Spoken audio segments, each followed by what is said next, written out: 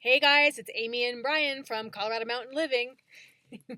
Guess what? It's been a full year since we have moved to Colorado. So I thought it would be fun to take this video and go through the best and the worst of our mountain living experience so far. So here we go.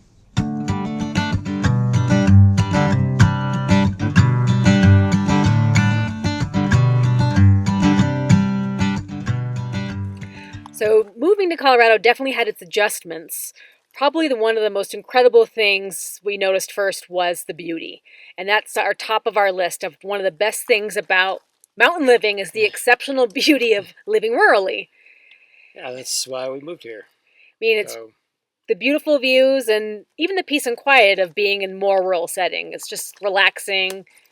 It's nice to get away. It's just kind of a way to soothe yourself at the end of the day. Yeah, well, I get tired of the city living, and even though I work in the city, it's nice to unwind up here, and on the weekends it's nice to wake up to this environment. And it's just so many colors, and there's always surprises. Every month there's a different kind of beauty.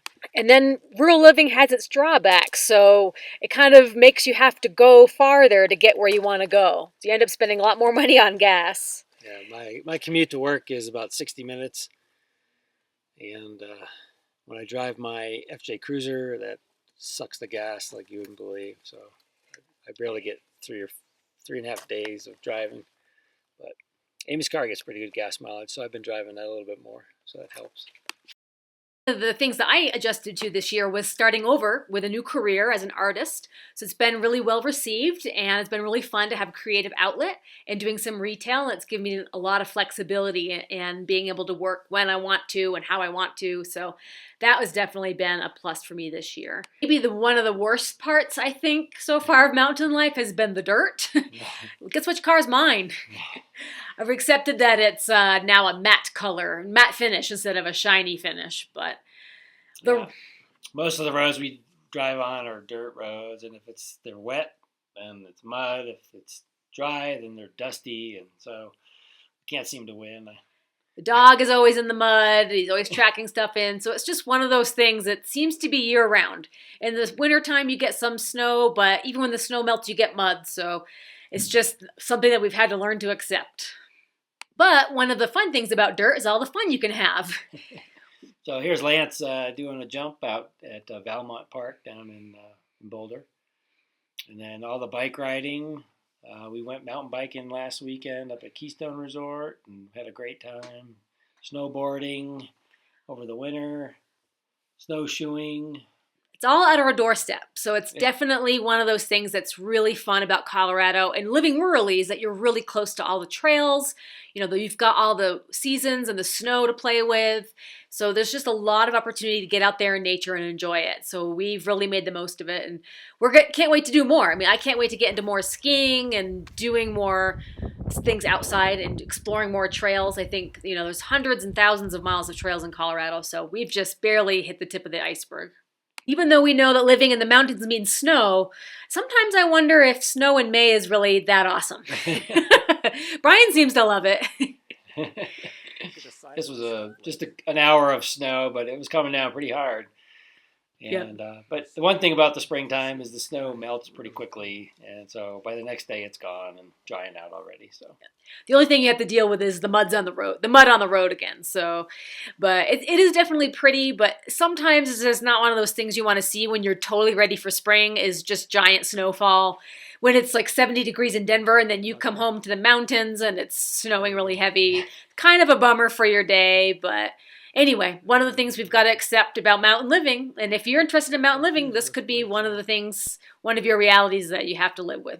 They're just like. And then the other piece of weather up here particularly is the winds that we have to face. And they destroyed our garage, our canvas garage. And Brian attempted to put a snow fence to help block the drifting snow that we were getting, and that blew all the snow fence down. So definitely one of those bummers. It knocks down trees. So yeah, the winds are serious up here.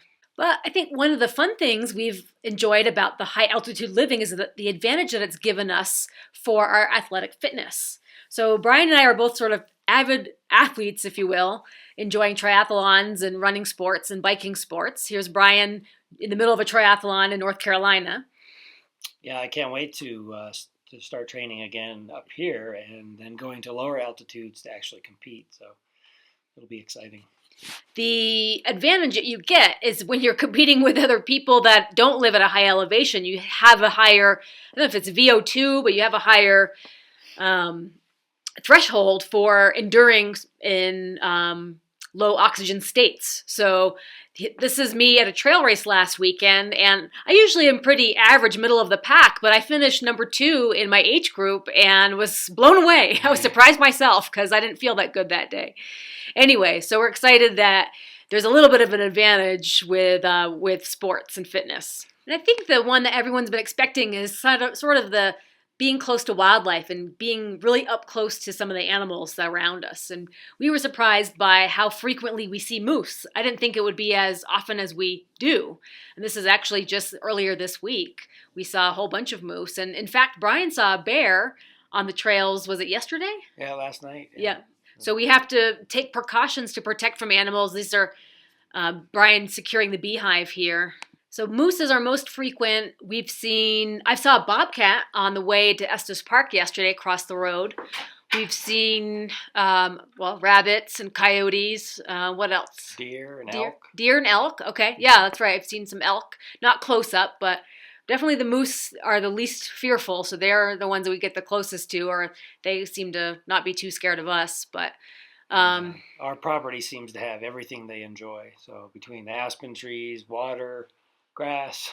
Yeah, they're always lingering around, and it's like a forest of baby aspen trees, so they're always munching on those. So they really leave our garden alone, which has been great. They didn't even walk through the garden last night, so I was happy about that. They haven't eaten the strawberry plants or anything. They just seem to chew up the trees, so as long as we don't plant a whole bunch of delicious trees for them. Vigo's still getting used to them when we're working with him, training him, because sometimes you see things like coyotes, and sometimes coyotes mean the worst part, they get your pets. So we came to Colorado with 2 cats, and now we only have 1. Griff, one of our cats, disappeared one night when he ran outside and didn't come back. So that was pretty sad. But I think overall the best part so far of this year is just watching our home plans develop right in front of our eyes. Yeah. Brian's been busy about every single day.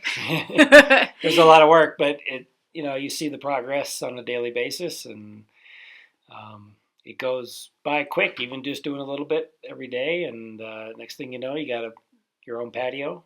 Yeah. Still a long ways to go, but it's fun to kind of appreciate each step and, know that we're making progress and things are happening. Dreams are coming true.